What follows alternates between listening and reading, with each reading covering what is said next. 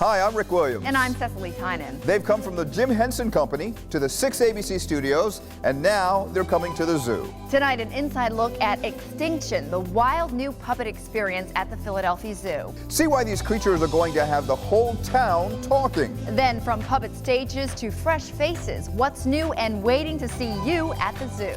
6 ABC presents Extinction, a wild puppet experience starting right now.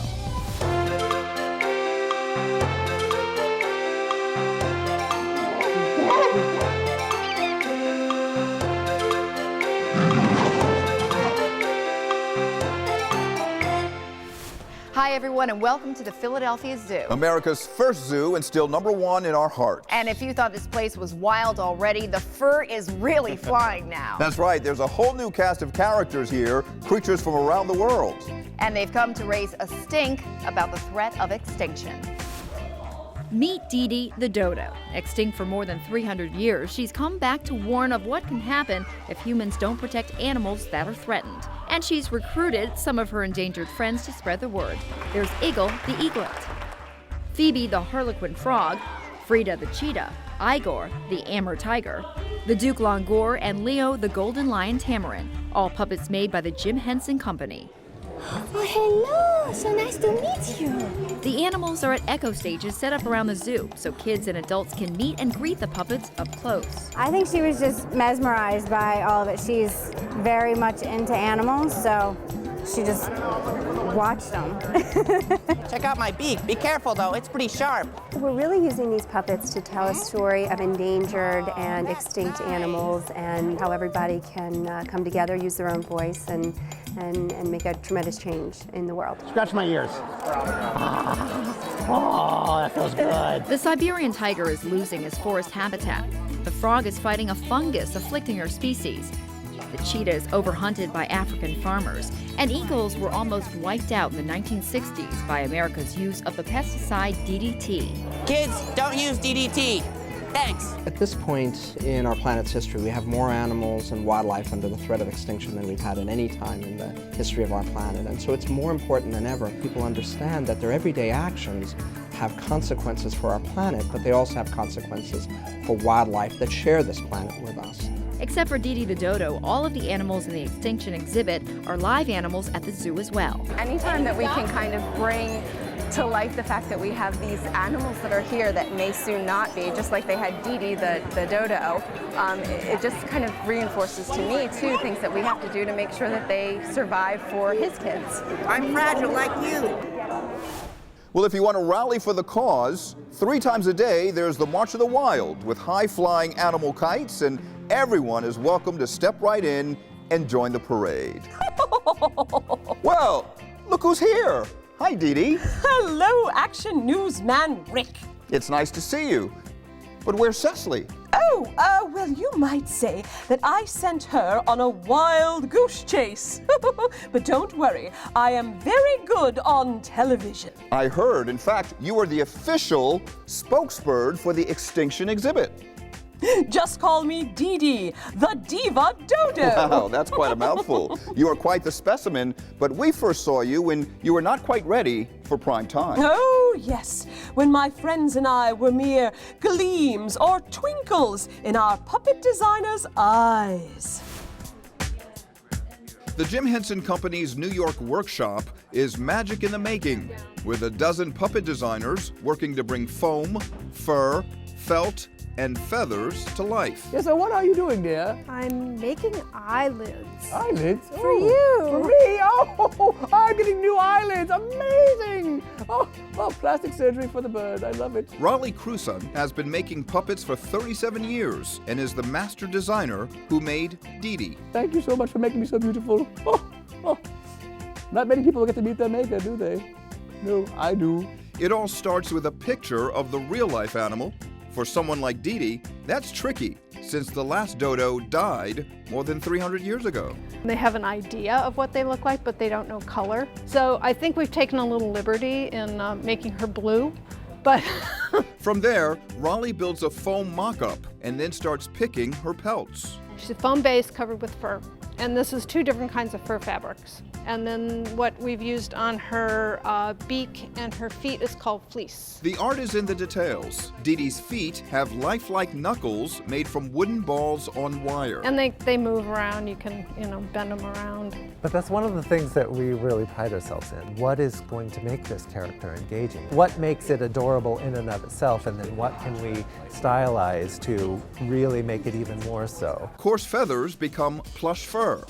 Beady eyes are now bright and friendly orbs. They're just almost works of art in and of themselves, but once you put that puppeteer and the voice behind it and get the attitude, it's amazing. Oh, hello everyone. This is my dear friend Annie. Say hello, Annie. Hello, Annie. It's so funny every time. I love it. Annie, tell me, what are you doing on this project here? I'm making Leo the golden lion tamarin. Golden lion tamarin. Ta-da! They automatically come to life. You lose the puppeteer standing, just inches away from that puppet, and you're automatically engaged in this living, breathing character almost. It's very exciting. Wait. What? What have you done? Put the beret on. Oh, beret! Oh, I love it! Ah, where'd everyone go? Hello? While the puppets are meant to be fun, their mission is serious. We're really using these puppets to tell a story of endangered and extinct animals. And the way we look at it, if animals could talk, they would hoot, they would bleat, they would tweet, they would do all the things that animals would do in order to advocate for their lives. I blew the line. Here we go. Dee Dee, brought back from the dead to save her furry friends at risk, is now ready for her close-up. Oh, I do hope I'm dressed properly for TV. No one warns you when you're about to go extinct. And when it happens, well, you don't really have time to pack. Oh, that's fine, dear. Thank you. Thank you very much. Thank you.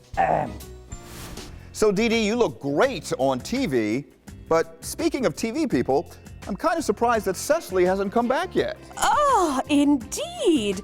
I can't imagine where she is. So Dee Dee told me I'm supposed to meet a wild goose somewhere around here. Where is it? Well, let's get on with the show. I don't just do TV, I'm also a movie star. Don't I know it? I'm the one who broke the story. Hello, I'm Rick Williams with this Action News special report. Dee Dee and her endangered friends are the stars of a new movie showing in the Big Cat Falls Theater. The plot line is that Dee Dee the dodo has been, for the last 300 years, gathering up other endangered animals and recruiting them for this cause called extinction. The Action News tip line is flooded with anonymous calls of the wild. We've managed to trace the source of these sounds. They seem to be coming from this box. It was just dropped off here at the Philadelphia Zoo as part of a special delivery. Matt O'Donnell is first on the scene, tracking the developing story. Fear not, tigers don't eat people. Or report us, people! Members of the Extinction Movement agree to share their message. To the studio! But only with Action News meteorologist Cecily Tynan. I'm just curious why you requested me as your interviewer. Because you are meaty.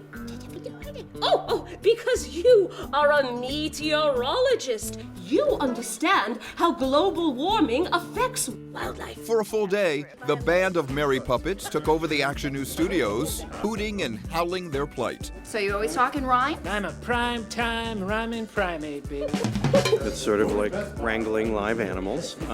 They are as unpredictable and slightly less tame. That's the puppets and their puppeteers. Okay, here we go. Roll camera.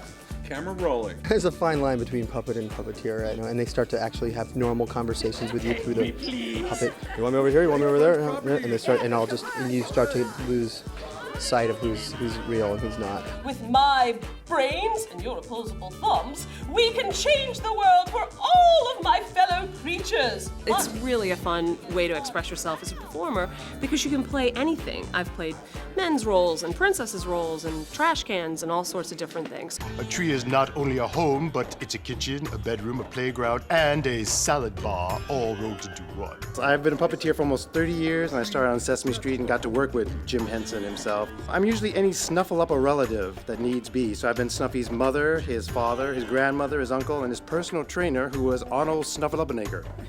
I can't make this up, people, really. Now he's a Duke Longor, an extremely rare Vietnamese monkey, joining his fellow endangered friends on a mission to save their own lives. Yeah, it's a happy ending, but we can always make it better by people like you helping keep the water clean. It's a dramatic tale of hope, hard work, and determination that can only be heard at the Philadelphia Zoo. I'll see you at the zoo.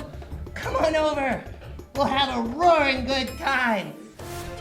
Well, Rick, I'm back, but I never did catch up with that goose. That's all right, Cecily. Don't worry. A little birdie told us all about the extinction experience. That's great, but don't go away because coming up next, we'll meet all the new arrivals here at the Philadelphia Zoo. We'll be right back.